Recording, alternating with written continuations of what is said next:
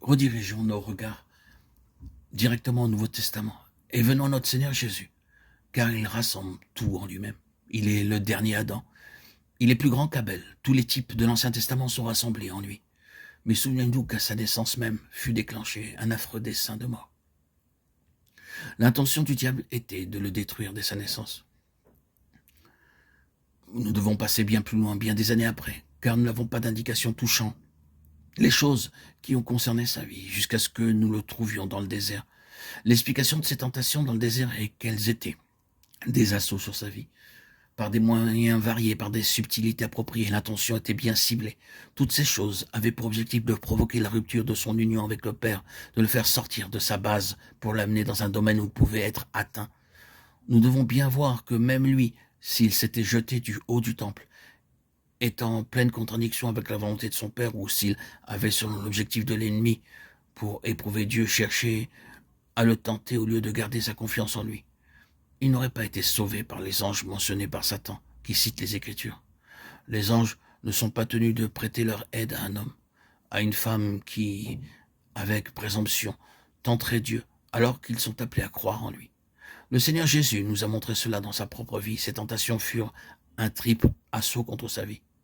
Puis, du désert, il alla à Nazareth, où il ouvrit les Écritures. Cela eut comme résultat qu'il fut emmené au sommet de la colline sur laquelle leur ville était bâtie en vue de le précipiter en bas. Un peu plus tard, les Juifs se saisirent de Pierre afin de le lapider. Il leur posa la question: « Pourquoi cherchez-vous à me faire mourir ?» Jean 7, 19. Cette question voulait mettre en évidence quoi? Vous avez pour père le diable. Il a été meurtrier dès le commencement. Jean 8, 44. Le Seigneur Jésus dévoile ce qu'il y avait derrière. Il discerne qu'en cela, il y a plus qu'une opposition humaine, plus qu'un antagonisme de cet ordre. Il désigne le diable comme le meurtrier, celui qui s'insurge contre sa vie. Nous le suivons jusqu'au lac où la tempête fait rage, au point que ceux qui sont très familiers avec de telles tempêtes craignaient pour leur vie même. Étant réveillé par eux, le Seigneur se leva et dans des termes identiques à ceux qu'il utilisait en chassant les démons, il réprimanda le vent, déclarant à la mer: « Silence, tais-toi. » Et la tempête s'apaisa, montrant que derrière elle, d'autres forces agissaient, cherchant à l'anéantir. Nous l'accompagnions ensuite dans le jardin, puis jusqu'à la croix. Qui connaîtra quelque chose de ce conflit mortel avec les puissances des ténèbres? Tout cela est l'assaut de la mort sur ce qui est de Dieu. Des choses semblables arrivent dans l'Église. Il ne faut pas longtemps avant qu'Étienne ne soit lapidé et Jacques exécuté. Puis Pierre est emprisonné dans le même but.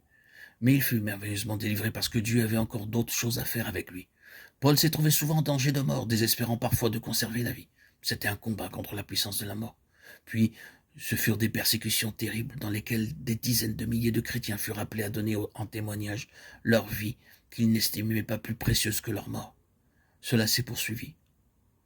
Nous sommes dans cette continuation, peut-être pas dans une période de persécution ouverte, mais ne connaissons-nous pas quelque peu la pression de cet esprit de la mort? Oui, assurément. Tout cela est très réel.